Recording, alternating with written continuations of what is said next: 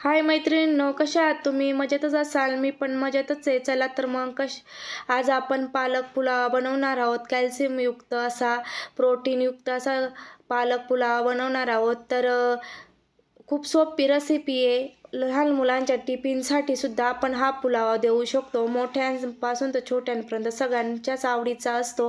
तर कसा बनवायचा तो बघूया. चला, आपण छान छोटे छोटे पालकाचे पाने घेतलेत, कोवळे बघू शकतात.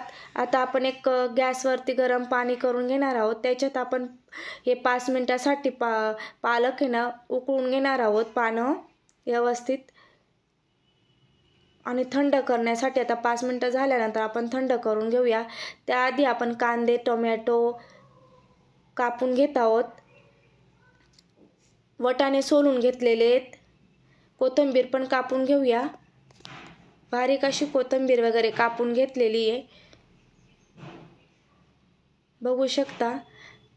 आता आपण आहे ना हे पालक छान थंड झालेला आहे, मिक्सरच्या भांड्यात काढून घेणार आहोत. व्यवस्थित मिक्सरच्या भांड्यात काढून घेत आहोत, बघू शकता. आता थंड झाल्यानंतर आपण मिक्सरला फिरून घेणार आहोत. कढीपत्ता घेतला, लवंग घेतल्या, 2 वेलदोडे घेतलेले आहेत, मिरी घेतलेत, लसूण घेतलेले आहेत, मिऱ्या घेतलेल्या आहेत. आणि छान आता वटाणे वगैरे सगळं इन्ग्रेडियंट्स घेतलेले आहेत आपण. आता तेल टाकून घेतलेत. 1 चमचा तूप टाकून घेणार आहोत बटरऐवजी. हिंग टाकून घेतला आहे. हिंग कडला की आपण त्याच्यात आहे ना लवंग टाकून घेतली, वेलदोडे टाकून घेतले, दालचिनी टाकून घेतली, तमालपत्र टाकून घेत आहोत. त्याच्यानंतर मिऱ्या टाकून घेतल्यात, काजू टाकून घेत आहोत, कांदे टाकून घेत आहोत व्यवस्थित,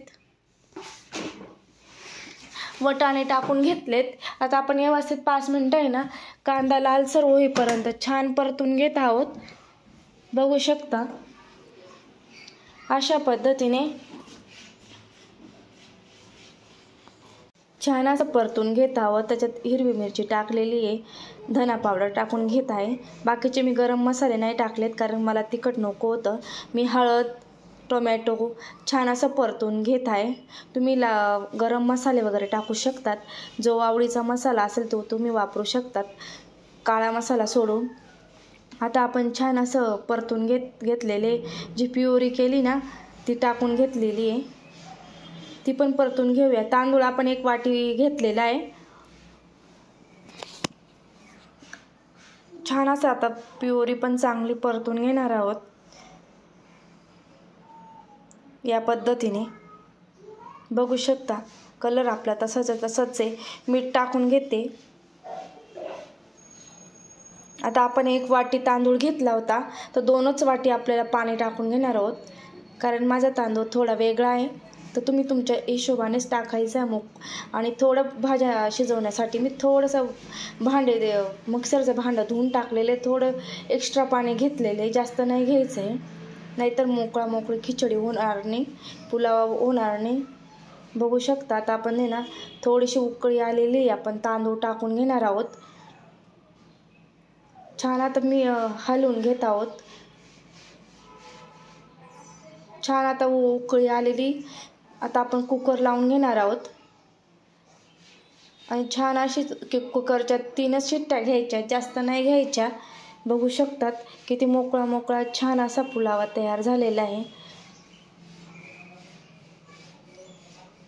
3च शिट्ट्या घेतलेल्या आहेत, बघू शकता. किती छान कलर पण आलेला आहे,